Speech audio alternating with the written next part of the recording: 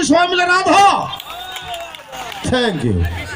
প্রথমেই আগে আমার দর্শক বন্ধুদের কাছে ক্ষমা চেয়ে নিচ্ছি, আসতে একটু লেট হয়ে গেল। আমার এখানে 12:30টার সময় ঢোকার কথা ছিল এবং কমিটির সদস্যরা যারা রয়েছেন, তার কারণ হচ্ছে আমি আসার পথে আমার গাড়ির টায়ারটা পাংচার হয়ে গেছিলো এবং যেটা স্টেপনি ছিল সেটাও খারাপ হয়ে গেছিলো। তার জন্য আবার গাড়ি চেঞ্জ করে সেন্ট্রাল থেকে ঘুরিয়ে আসতে হয়েছে, তাই জন্য একটু সময় গেছে, মাফ করবেন। আমি ইচ্ছা করে দেরি করিনি, ঠিক আছে? এবং বাচ্চুদা অনেকক্ষণ ধরে, যিনি আমাকে নিয়ে এসছেন এই শোটাতে, উনি আমার সাথে ছিলেন কোলাঘাট থেকে, অনেকক্ষণ ধরে প্যানিক করছে, টেনশন করছে যে কতক্ষণে দর্শক চলে যাচ্ছে। আমারও খারাপ লাগছে, অর্ধেক চলে গেছেন, কিন্তু এটা তো আমার হাতে নয়। গাড়ি যদি খারাপ হয়ে যায় কী করবো বলুন? যাকে ওসব কথা ছাড়ুন, আগে বলি যে নাচিন্দা দক্ষিণপল্লী নিউ তরুণ সংঘের প্রত্যেক সদস্যকে অসংখ্য ধন্যবাদ যে আমাকে এত সুন্দর একটা মঞ্চ দিয়েছে। আজকে আমি সত্যি কথা যে হোলির পরে পরে ঠিক বসন্ত উৎসব গেছে, তারপরে আমি আজকে এখানে এসেছি এবং আমাদেরও, যারা আমরা শিল্পীরা অভিনয় করি, আমাদেরও ইচ্ছা করে যে দর্শকের সাথে কথা বলবো, দর্শকের প্রশ্ন শুনবো, এবং সেই সুযোগটা যে দুজন মানুষ করে দিয়েছে, পানুদা এবং মলয়দাকে অসংখ্য ধন্যবাদ। ওনারা যদি থেকে থাকেন তাহলে বলবো একটু মঞ্চে আসার জন্য অনুরোধ করব। ওনাদের জন্য একবার জোরদার হাততালি। এবং নাচিন্দা দক্ষিণপল্লী নিউ তরুণ সংঘের প্রত্যেক সদস্যকে অসংখ্য ধন্যবাদ। সবাই মিলিত প্রচেষ্টায় এত সুন্দর অনুষ্ঠান, এত সুন্দর মেলা আয়োজন করেছেন। Thank you so much. যদি রাগ না করে থাকেন তাহলে আমি বলবো যে পানুদা এবং মলয়দাকে মঞ্চে আসার জন্য। আচ্ছা, দেখুন, যেটা বিষয় হচ্ছে, আমি এসছি কৃষ্ণকলি, দেখেন তো? হ্যাঁ, দেখেন তো কাকিমারা? ভালো লাগে? শ্যামা খুব প্রিয়, তাই না? রাধারানী আর রুক্মিণী যা বদমাইশি করছে, একদম ভালো লাগছে না, লাগছে না তো?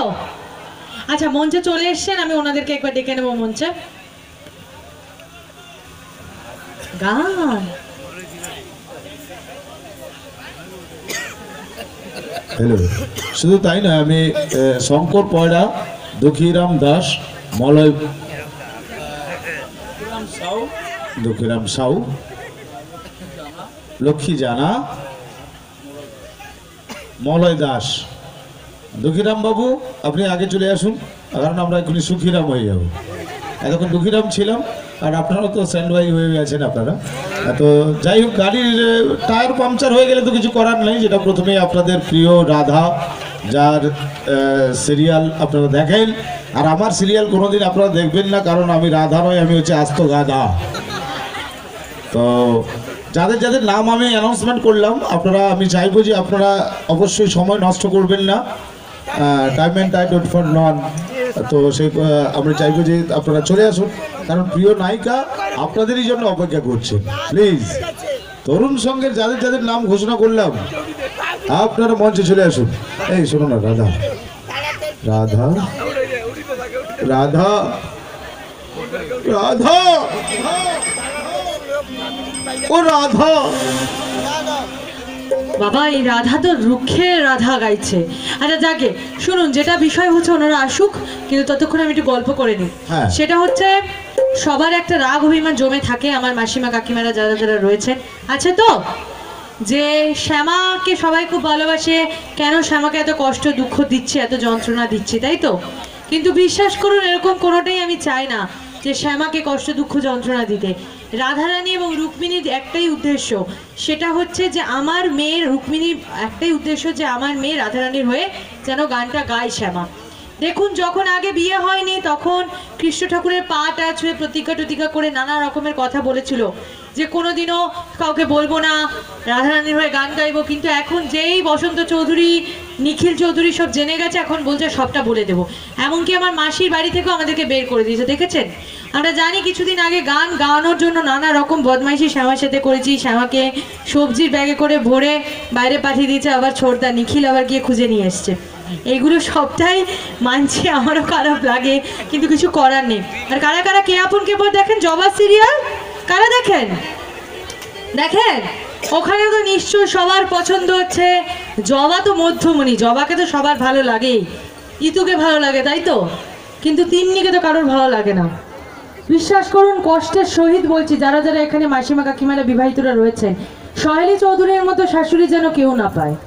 প্রথম ভালোবেসে বিয়ে করেছিলাম আদিকে, তারপর ভালোবাসা জানলা দিয়ে বেরিয়ে গেছে। নিজের জেঠিমা তন্দ্রা এমন বদমাইশি শুরু করলো, প্রথমে তো নিজের মুখ চোখ বেঁকিয়ে নাটক করতে শুরু করলো, তারপর বিয়ের দিনে নিজের মামা সঞ্জু মামা আগুন লাগিয়ে দিল। সেটা দেখেছেন কি ভয়ানক, কেউ কোনদিন করতে পারবে, কেউ করতে পারবে না। তারপর তন্দ্রা এমন ওষুধ দিল যে কোয়েলের গলাটাই খারাপ হয়ে গেল। বিয়ের দিন আমার বিয়ে হচ্ছে, নিজের ভাগ্নি হই মামা সঞ্জু আগুন লাগিয়ে দিল ইলেকট্রিশিয়ানকে দিয়ে। নানা রকমের বাধা বিপত্তি কাটিয়ে বিয়ে করলাম, তাতেও কিছু হলো না। জানেন তো, ভালোবাসা তো আদিকে ভুলতে পারছি না। ওদিকে পেয়েছি শাশুড়ি তো চরম, মা কালীর থেকেও রাগী। গেলাম বাইরে ঘুরতে গেছিলাম, ভাবলাম দুদিন ঘুরে টুরে এলে খুব ভালো থাকবো। ওখানে গিয়ে দেখি আমার ননদ রিঙ্কির সাথে সার্থক প্রেমে পড়ে গেছে। যা, এবার ঠিক আছে, সেটাও মেনে নিলাম, প্রেমে পড়তেই পারি, বা প্রেম তো পড়ে যেতেই পারে। এপার ওপার থেকে পড়ছে, প্রেম থেকে পড়বে না? হলো। তারপরে শুনি বাড়িতে এসে যে ইতুকে খুঁজে পাওয়া যাচ্ছে না, ইতু কই, ইতু কই, ইতু কই, চতুর্দিকে গন্ডগোল।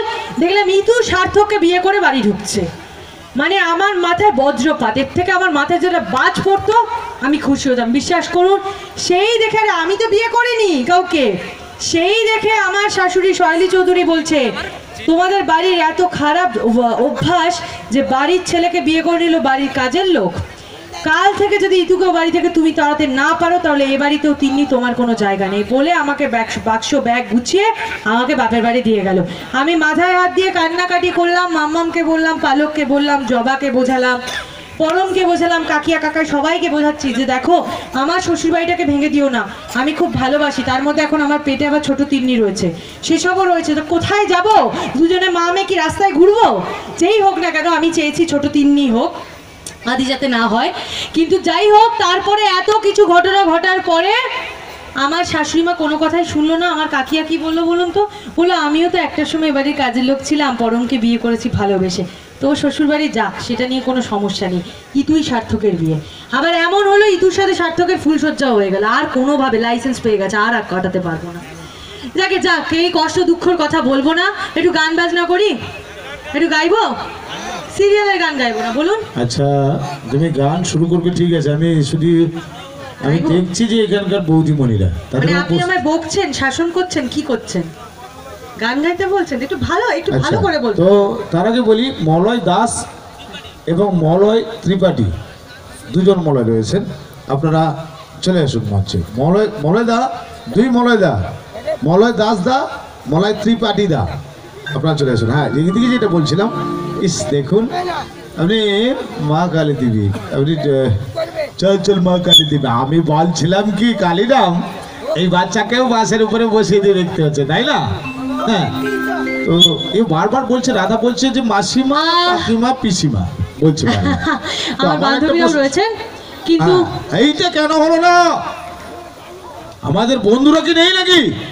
শুধু মাসিমা, কাকিমা, পিসিমা? তোমাকে সবাই দেখার জন্য, যদিও কারেন্ট বিলটা আমরা মিটাই, আমরা সিরিয়াল দেখি না।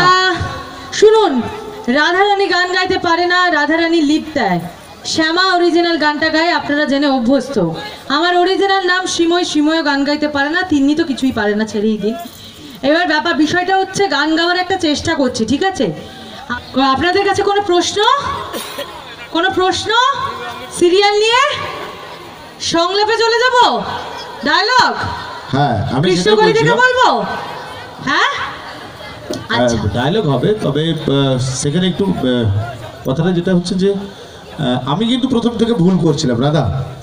আমি প্রথম থেকে কিন্তু ভুল করছিলাম। কি বলুন তো? প্রশ্ন সেটা হচ্ছে যে আমি প্রথম থেকে শুরু থেকেই বলছিলাম যে আপনাদের সামনে আসবেন আপনাদের প্রিয় নায়িকা রাধা, অসংখ্য সিরিয়াল, আগামী দিনে বড় পর্দার নায়িকা রাধা আসবে। তো আমি একটা ভুল করেছি। গায়িকাটা বলেননি? হ্যাঁ, আমি জানতাম এটাই বলবেন। আমি যদি গায়িকা বলতাম তাহলে ভুল করতাম না। কথা হচ্ছে যে সুরে গাওয়ার জন্য, তালে গাওয়ার জন্য, ওর জন্য একটা জোরদার হাতের তালি হোক আপনাদের। একদমই না, সবাই মিলে চেষ্টা করেছি। তো যাকে সংলাপে যাই, কৃষ্ণকলি থেকে, তো শ্যামা নেই তাও বলছি। এত বড় স্পর্ধা শ্যামার, যে কিনা রুক্মিণী দাসী আর রাধারানীর মুখের ওপর বলছে গান গাইবো না। আরে দুদিন আগে ভাইয়ের হাটের ফুটোর চিকিৎসার জন্য 3 লক্ষ টাকা গুনে গুনে ধার নিয়েছিলিস, তখন কোথায় ছিল তোরা এত বড় বড় মুখের বাতেলা? কোথায় ছিল চৌধুরী পরিবার? কোথায় ছিল আদরের ছোট কর্তা? সেসব দিনগুলো সব ভুলে গেলি? তখন তো কৃষ্ণ ঠাকুরের পা ছুঁয়ে প্রতিজ্ঞা করে কাঁদতে কাঁদতে, গুরুমা আমি সারা জীবন রাধা দিদির হয়ে গান গাইবো, আমি কোনো দিনও কাউকে বলবো না যে আমি রাধা দিদির হয়ে গলা দিই। আর আজকে চৌধুরী পরিবারে বিয়ে হয়েছে বলে তোর এত বড় বড় কথা মুখে, এই জিভ হাত দিয়ে টেনে ছিঁড়ে ফেলে দেবো।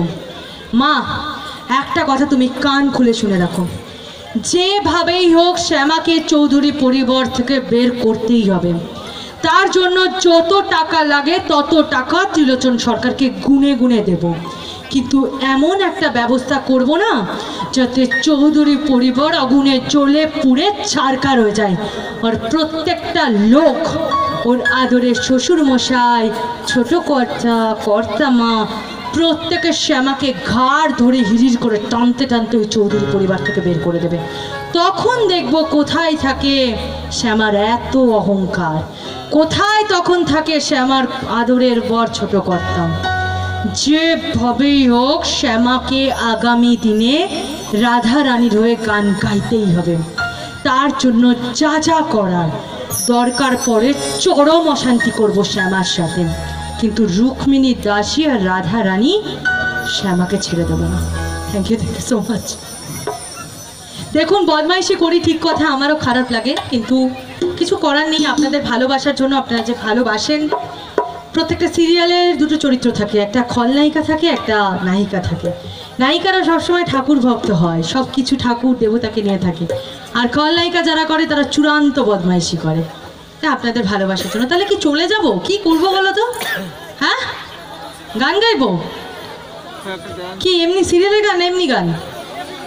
হ্যাঁ, তোমার মন যেটা বলছে সেটা করো, কিন্তু সেই সাথে বিশ্বজিৎ বেজ, হ্যাঁ, আপনি যেখানে থাকুন না কেন, মাননীয় শঙ্কর পোহাড়া মহাশন আপনাকে খোঁজ করছেন। আপনি স্টেজের পেছনে গ্রিন রুমে চলে আসুন। চলো কন্টিনিউ।